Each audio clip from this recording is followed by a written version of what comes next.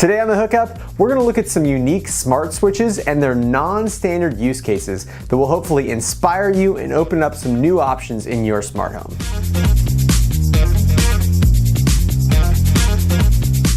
When purchasing a smart switch, you have a lot of different options for manufacturers, protocols, and apps. But in the US, pretty much all the switches are either the strange glass front switches or your standard Decora style. And while these switches work exactly as advertised, they don't really open up any new possibilities, except of course for the remote operation of the switch. Today, we're going to look at a couple unique switches made by ZemiSmart. We're going to look at their advantages and their shortcomings. And then I'm going to show you how I utilize them in my house. The first product we're going to look at has a PIR motion sensor, a nightlight, and of course a push button switch. Out of the box, this switch works with the Tuya app or the Smart Life app, but I used the Tuya convert method to flash the custom Tasmota firmware onto it to increase both its security and its functionality. In my house, I use this light in a detached three-way configuration. This means that two light switches can be used to control a single light. But unlike a traditional three-way configuration, the two light switches are not physically connected to each other by a wire. Instead, one switch sends the other one information via rules in the Tasmota firmware. In this specific case, the light is physically controlled by the relay in the motion sensing switch, but it would have worked fine the other way around also. Using Tasmota, I have the PIR motion sensor linked to my Home Assistant so that I can use that information for both automations and security. I've also set up the built-in green LED in the switch as a virtual relay so that I can use it as a visual indicator that our security system is armed or not armed. As for the performance of the switch, I've been really happy with the motion sensing, and it reports significantly less false positives than the battery-operated RF motion sensors that I used to have. But I can't help to think how much better this switch could have been. On the top of the switch, there's a manual toggle with the words off, auto, and LED. The first mode, off, disables the motion sensor, causing the device to behave exactly like every other smart switch on the market, meaning you can toggle the relay from the built-in button, from an automation, or from the web interface. It's not exactly revolutionary or unique. The second mode activates the PIR motion sensor, which is unfortunately connected to the exact same input on the microcontroller as the toggle switch. This means that there's no way to differentiate between pressing the button and a motion event. This is a logical situation if all you wanted to do was keep the lights on as long as there's motion, but it really reduces the potential functionality for those who want to use a custom firmware. In Tasmota, the switch can be detached from controlling the relay so that you can utilize the motion sensor and the relay independently. But that means that the toggle switch does become unusable. I'm happy to have a switch with built-in motion detection, but it would have been so much better if the switch and the motion sensor were on two different GPIO pins.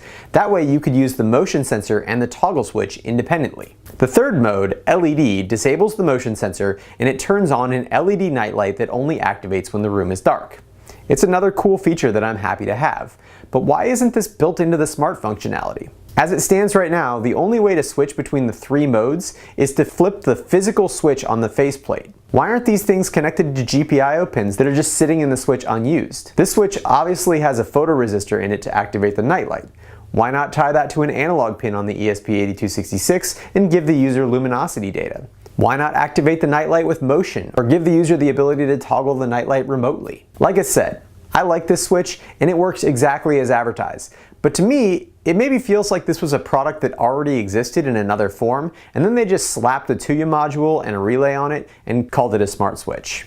Still, for $30, it serves a unique role that's not covered by any other product on the market, so I'm going to give it a thumbs up. The next product we're going to look at is maybe my favorite smart switch on the market. These switches are incorrectly listed as 2-gang and 3-gang, but what they actually mean is that they have 2 or 3 independent switches in a single gang size. Unfortunately, these switches are not the US standard Decora form factor. Instead, I believe these are similar to what they have in Australia, but I could be wrong. They fit perfectly in a single gang US socket, and they look very nice with the included cover.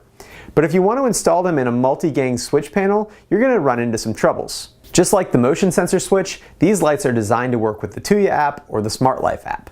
But I of course used the Tuya convert method to switch them to the Tasmota custom firmware. In my house, I don't have any single gang switches that have more than one circuit in them. But that doesn't mean that I don't have a use for multiple switches. In Tasmota, it's really easy to control another device using a switch input. And if you have a home automation platform like Home Assistant, you can easily set up different scenes and tie them to each button. This allows you to control things like smart light bulbs without having to use an app on your phone or turning the power physically on and off.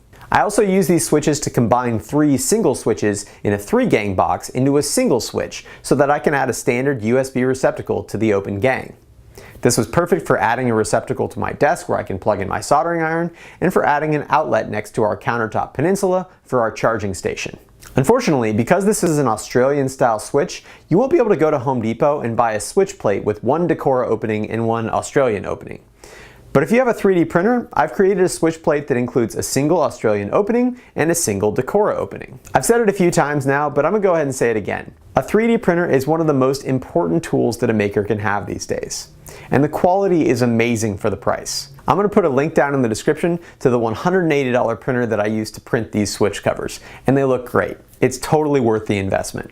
I also included a switch cover for the 2-gang box, but you should be aware that the 2-gang installation is going to require some significant modifications, including cutting off the plastic from one side of the switch and using the side screws to secure the switch to the wall instead of screwing it into the electrical box with the center screws. As I mentioned before, these may be my favorite smart switches on the market.